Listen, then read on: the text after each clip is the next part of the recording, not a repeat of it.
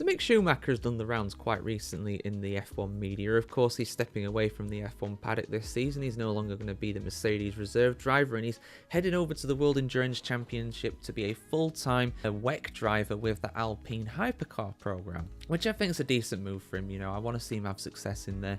Of course, Schumacher does bear the weight of his surname. You know, he was very much expected to be the next big thing in Formula 1, and it never quite worked out for him. Now, I would personally say the biggest reason for him struggling in Formula 1 was the fact he crashed the car a bit too much. Simple as that. I know it might sound a bit crude, but at the end of the day, he did crash the car a lot in his final season in 2022, I believe it was, for Haas, where his teammate Kevin Magnussen outperformed him in terms of pace and also, more importantly, in my opinion, consistency too. But Schumacher has come out now and said that his shyness is one of the reasons why he struggled so much in Formula 1 at times. Interesting quote. Let's have a read, guys. Full article on the F1Chronicle.com as always. Mick Schumacher believes his shyness partly explains his reputation in Formula 1 as a crash-prone driver. After 2 seasons on the Mercedes reserve bench in the wake of his 2-year Haas career, the German has set aside his F1 dream for now to totally focus on the 2025 WEC season with Alpine.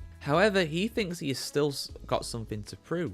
When I look at the current grid, I have no doubt that I could keep up, Schumacher, the son of F1 legend Michael Schumacher, told Bild am Sonntag newspaper. Bild on Sunday, my very basic German coming in handy again there. It would be nice if I got another chance and could prove it, because I think that a lot of people wrongly labelled me. Indeed, former Haas boss Gunther Steiner's most outspoken criticism of Schumacher before deciding to oust the 25-year-old in 2022 was about the amount of huge crashes that he had. My reputation was more determined by negative public comments about me than what I'm good at, Schumacher now says. I had the image of a crash driver. He thinks a big reason for that isn't just the crashes, but how devastatingly spectacular they were, like when his Haas split into completely in two at Monaco. That's true, Schumacher confirmed, but what is not taken into account is that our car was designed for this. The design meant that it would split even in the event of a side impact. Other cars would have survived in one piece. I didn't communicate that at the time because I didn't want to provoke any more friction within the team. I was unsettled and didn't defend myself because I was shy, but ultimately you need self-confidence and support to perform. I would defend myself more today, the German added. I have matured more as a person and I would no longer say everything is so fine so quickly, but I'd represent my point of view internally and externally more uncompromisingly. I had to go through this maturation process to become the person I am today. Meanwhile, Mick's mother, Karina, is furious that one of the perpetrators of a blackmail plot against the family involving secret photos of Michael's current health condition has escaped jail. She said in a statement, "We have appealed against what we consider to be far too lenient of a sentence." She said that the individual in question was, in my opinion, the mastermind behind this whole thing. What still shocks me the most is the massive breach of trust. He should have been punished for this to deter potential copycats. Now that's a story that I brought you a long time ago. I think that was in the summer of last year, one of the early videos we did here on the F1Chronicle.com. I don't know what kind of punishment they've got. I imagine they must have got some kind of financial penalty if they've not got some kind of not gone in jail for what they did.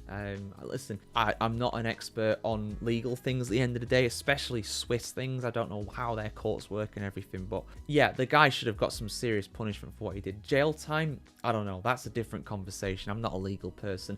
Of course Mrs. Schumacher would be very annoyed at that. If I was in the same situation, if you know my son or my dad or you know my wife or whatever was in that position, and the person that did something like that, that breach of trust like that, and published it in a newspaper, I know that would never happen because I'm not famous like Michael Schumacher, but you know, you would definitely be going for the harshest possible punishment with that. So yeah, I mean, the breach of trust thing, it makes you think that they almost let them in and said, yeah, don't publish any of these pictures or don't take any pictures, and they just did anyway. Again, I don't know all the details about that, but yeah, I mean, with Mick, this is the thing. I see what he's saying. I do agree that, you know, if he's not raised that internally, if he's got a problem with that. But the fact remains, I mean, I don't know the safety aspects of why they chose to do that with Haas. Maybe it was in relation to what happened to Romain Grosjean. I don't know. But you would think the opposite, it would want to stay together because that car broke apart, and that was part of the problem. But the fact remains is that he crashed the car, and it was always going to be a crash. How severe that crash was going to be in terms of the damage of it might have been different in the way the design of the car, but the main thing is that he made a mistake, and he made quite a few of them, and really had a very bad crash at Jeddah as well, Saudi Arabia, that same season. It might be the case that the ground effect cars, because he was only in his second season of Formula 1, 21, he had Nikita Mazepin, Haas was the worst car on the grid by some distance, and he didn't really have that competition there, so it was very hard to get an actual reliable yardstick for his performance, and he probably wasn't pushing the car as much as what he could do. And in 2022, Kevin Magnussen's there, better teammate, faster teammate. He pushes the car too much and he makes mistakes in a ground effect era. And we've seen how drivers have struggled in the ground effect era. None other than Sir Lewis Hamilton has been a driver, I think, that has really struggled in this era. And I don't think that's up for debate, to be honest. He's clearly struggled. The reason for his struggles, that is debatable, of course. Some people say he's too old. Some people have more common sense and say that it's probably because the car doesn't suit him. Anyway, I still think despite that, Mick unfortunately just crashed the car too much. And you look at the drivers that Haas have got now. They've got a very, very promising rookie in the form of Ollie Behrman, and they've got a more experienced driver in the form of Esteban Ocon. Is Mick Schumacher better than Esteban Ocon? For me, no. And you guys know that I don't like Esteban Ocon. I don't think he's very good. Is Schumacher better than Kevin Magnussen? Clearly not. Is he better than the Hulk? Absolutely not. No chance. Hulk wiped the floor with Magnussen, and Magnussen wiped the floor with Schumacher. So for me, I still think, despite his shyness, even if he raised those issues internally, I still think he would have been ousted. I still think he would have been gone for 2023. But I respect what he's saying. He's grown as a person. He's more experienced now. He's more confident, most likely as well.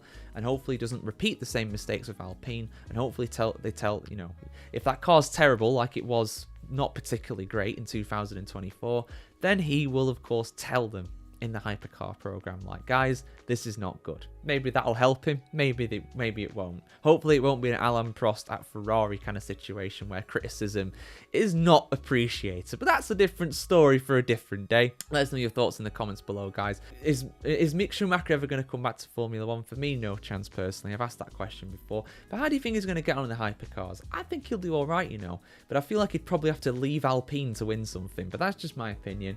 We'll see what happens this season. And yeah, like, share, comment, subscribe if you want to see much more content on the world of Formula 1 just like this, guys. Have a great day, have a great week, and see you very soon.